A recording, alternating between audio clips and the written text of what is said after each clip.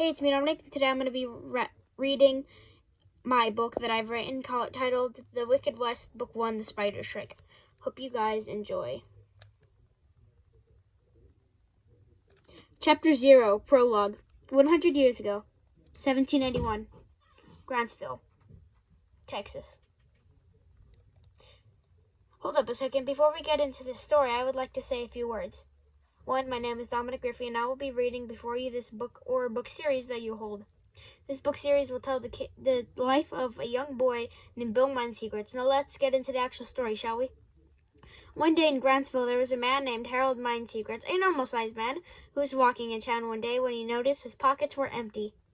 No money in them whatsoever. "Good morning," yelled the townsfolk that Harold heard. He grunted.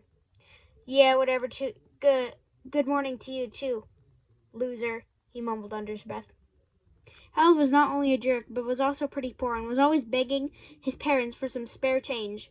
"Mom, can I have money? I'm poor, please," is what he would always say. Or, "Dad, hand over some money. I'm poor as heck." Harold was a weird man as well, and he only had one friend whose name was Sally, but she never really hung out with him at all. She always said that he was a slob who sat on the sofa doing something. And although she didn't know, she had a small idea. Him sitting on the sofa, stress eating. Harold was pretty useless and would always try to get a job, but quit the next week. One day, though, although he was eating, he got an idea. Wait, that's what I'll do. No one will know except Madame Lilalu, he said, as he stared at a newspaper that was advertising to go to a fortune teller by the name of Madame Lilalu III. Harold was happy, yet Harold still had nothing, no job, no food, and no kids. Yet deep down, he knew that he had a good soul, and he secretly hated what he was doing. So he did the only thing he could have done, visit the fortune teller to see if his life would ever get better.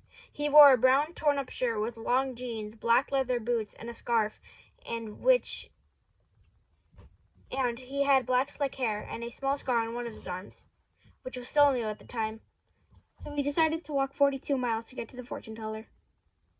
On his way, he found many insane animals and even befriended a lizard until he arrived at his destination, a tile hut with the sign at the top that read TDC.co.inc. Scaredly, he walked into the tent and was greeted by a fortune teller who wore a long orange robe dragging across the floor and black hair dangling down messily onto her nose. "What will happen in 100 years?" he asked out of context, and thought, why did he ask that question?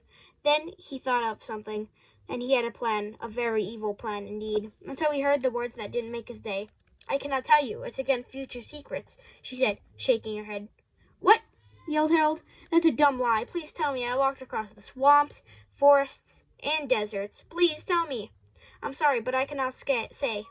"Scar boy, you've had that scar on one of your arms for years, you little psycho, Harold," said the fortune teller. "Wait, how do you know my name?" Madame lifted off her clothes to reveal that she was an old friend of Harold's by the name of Sharon Fort, and Harold knew it. It can't be, but you're still part of... You know what? 'Cause I left so long ago. I mean, it was lame. Look, Harold, I didn't open this tent to tell what secrets were going to happen in the future for idiots. I opened it to lure you in here. And because you don't know what's happening, and you're not going to know what's happening in 100 years, because I'm going to end you now. In the year 1881, she grabbed a book and read. So she spoke. "Abelamark Estern, let the curse be set in 100 years. In 100 years the earth will die, and the beast will arise," chanted the evil fortune teller. The room began to shake. The whole room started to shake, and the walls and all the paintings and pictures fell to the ground as the glass shattered onto the floor. Suddenly, the room began to fill with white dust and sand. The sand particles flew down and came down to the ground as Harold looked startled. The purple walls of the room filled up to the ceiling with sand. Tables, chairs, and even cracks in the floor began to fill up with white dust and sand. Then the sand began swirling around Sharon as she lifted her hands up. "Adono!" she yelled as a large giant sword appeared above her head and fell right into her grasp. She lifted it up with rage and charged at Harold. "Whoa!" he screamed in terror. "This is not how it's supposed to happen. I mean, we were friends, Sharon. We both did the same things and went to the same school." He ran out of the house and began to run back into the forest as Sharon lifted her sword one last time and smashed into the ground. "Oh!" yelled Harold. As the sword's dent was so powerful, he felt some of his shoulder hairs lift as it invoked a small supernova bursting into the forest and scaring all the animals. As Harold stood there with fright, a few minor cracks formed in the ground, and Harold ran away to see Sharon, not to see Sharon for a long time. "Idiotic wobble smobble," said Sharon. Harold was horrified, and Sharon disappeared into the tent and took off, and Sharon disappeared in the tent. Harold took off his backpack and took out his water bottle. He thought of his water and set it down as he set it into his tent, trying to sleep and forget about the whole thing. "Sharon Fort is back," he mumbled. "Since 1781, the curse that a beast will arise in the year 1881 still remains to happen. But since the curse set in Grantsville was spoken by the evil Sharon Fort, things will take a dark turn from here on out." The night Harold could not sleep of what the curse could ever do. He lied in bed thinking about the terror and the sand and dust that filled the room, what the evil demonic spell could have unleashed.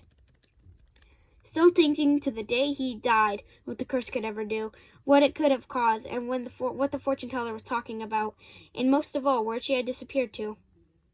But the fortune teller wrote down in her diary the monster was big, about 90 feet tall, with slimy and venomous teeth.